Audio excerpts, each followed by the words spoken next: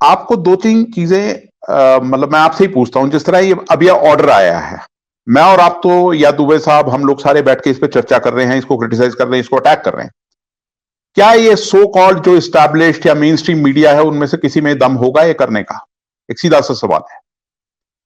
और जब नहीं होगा तो उसका कारण क्या है? उत्तर नहीं, प्रदेश उसका तो कारण क्या है? सबसे बड़ा फंड देता है पूरे देश में। राज्य फंडिंग अलग चीज है। मेरी बात से भी एग्री करें। देखिए उसको छोड़िए आप, मैं वो बोल रहा हूं कि क्यों ऐसा हो रहा है। मेरी चिंता इस चीज को लेके है।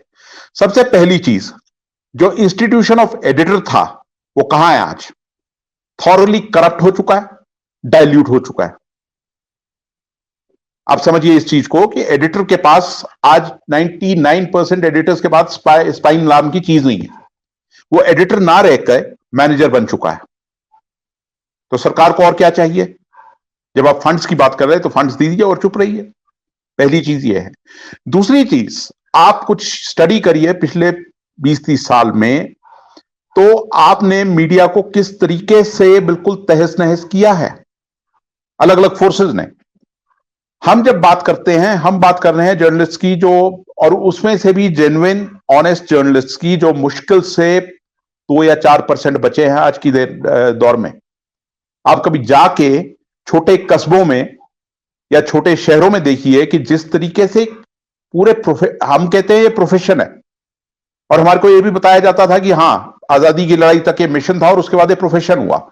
तो क्या आप अपने आप से पूछिए कि क्या इस प्रोफेशन में प्रोफेशनल्स काम कर रहे हैं? कौन लोग हैं जो काम कर रहे हैं और वो क्या कर रहे हैं जिसकी वजह से ये हालात हो रहे हैं? वरना मैं और आप हम ये दावे के साथ कह सकते हैं कि अगर ये ऑनेस्ट सिंसियर जर्नलिस्ट है, या दुबे साहब ने जिस तरह कहा, तो हम तो अपना करेंगे। पर कितने हैं? आप जाकर हालात देखिए। उन लोगों को जर्नलिस्ट बनाकर पेडल किया जाता है मेन स्ट्रीम मीडिया के अखबारों में, स्ट्रिंगर्स बनाकर। कई ऐसे अखबार हैं जहां पर उनसे पहले लिखित में लिया जाता है कि मैं पेशे से कृषक हूं, मैं ये काम अवैतनिक रूप से वॉलंटरीली कर रहा हूं। क्या उम्मीद करेंगे आप? अच्छा, उससे भी आगे जाइए, क्योंकि मैंने काम किया है, अलग अलग प्रदेशों में किया और छोटे छोटे कस्बों में मेरा जाना रहता रहा है। तो इस जर्नलिज्म के प्रोफेशन की जो पूरी ये हालत हुई है ना, उसको समझना बहुत जरूरी है। अब आप जाकर समझिए कि एक छोटे से कस्बे में किसी अखबार का स्ट्रिंगर जो है, वो खुद आकर आपको कहता है कि मेरे को ये जो स्ट्रिंगर का पद मिला है ये फला फला फला नेता की सिफारिश से मिला है, और वो नेता टॉप का नेता होगा।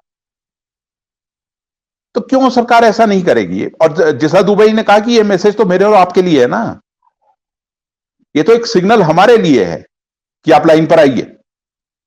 वरना पत्रकारिता के नाम पर क्या हो रहा है इस टाइम आप समझिए ना। ठीक है, मैं एक तरफ एग्री करता हूं कि सिटीजन जर्नलिस्ट से भी डर रही है सरकार, 100% डर रही है। पर दूसरी तरफ एक आपने वो जो मॉब खड़ा कर दिया है, आज आप जाइए किसी भी प्रेस कॉन्फ्रेंस में जाइए, आप वहां पर पत्रकार आपको देखने को नहीं मिलेगा। बीट का पत्रकार जो है वो ये कहेगा कि या तो मैं खुद बात कर लूंगा बाद में, मैं नहीं जाना चाहूंगा। और सिस्टम ऐसा बन चुका है कि एक मंत्री प्रेस कॉन्फ्रेंस करता है, 200 आदमी आते हैं, और 200 के 200 में से ज्यादा नहीं तो 170 आदमी वो होंगे जिनका पत्रकारिता से कोई लेना देना नहीं है, वो प्रोफेशनल पत्रकार नहीं है। आप ये समझिए इस प्रोफेशन की जो हालत हुई है। और उससे क्या होगा? मंत्री भी खुश कि इतनी जनता आ गई, पब्लिक रिलेशन डिपार्टमेंट भी खुश कि मंत्री खुश हो गया, और एक्चुअल न्यूज वहीं डाइल्यूट होती नजर आएगी, और जो 2-4 लोग कर रहे हैं वो करेंगे, मैसेज उनके लिए ही है।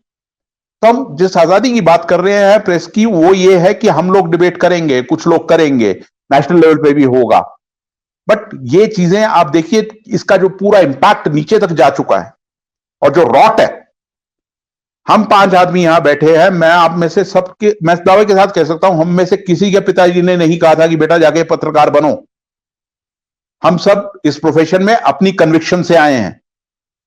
पर आप बाकी जगह देखिए ना, क्या कितने कन्विक्शन वाले दिख रहे हैं आपको।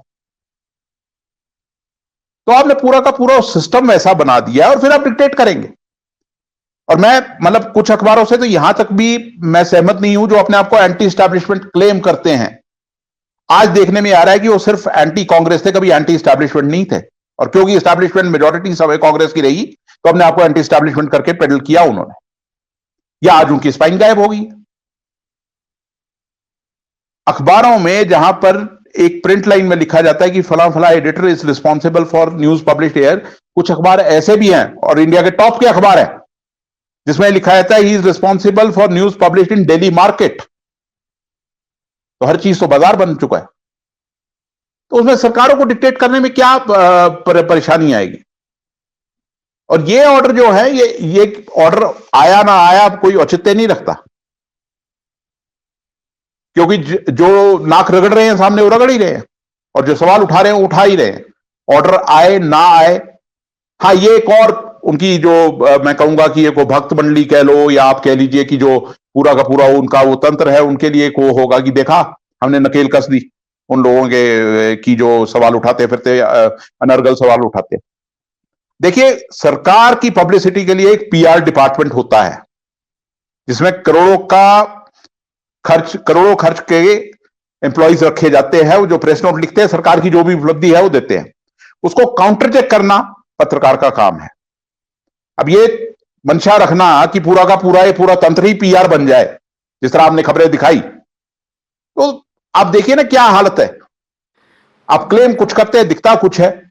आप क्लेम कुछ, आपने अभी खबर दिखाई कि यूपी की कोरोना मैनेजमेंट है, तो भैया इतनी अच्छी कोरोना मैनेजमेंट थी तो लाशें कौन थी वो जो दिख रही थी आपको गंगा किनारे। देखिए, पत्रकार का काम ही इनको आईना दिखाना होता है और ये आईना देखना नहीं चाहते।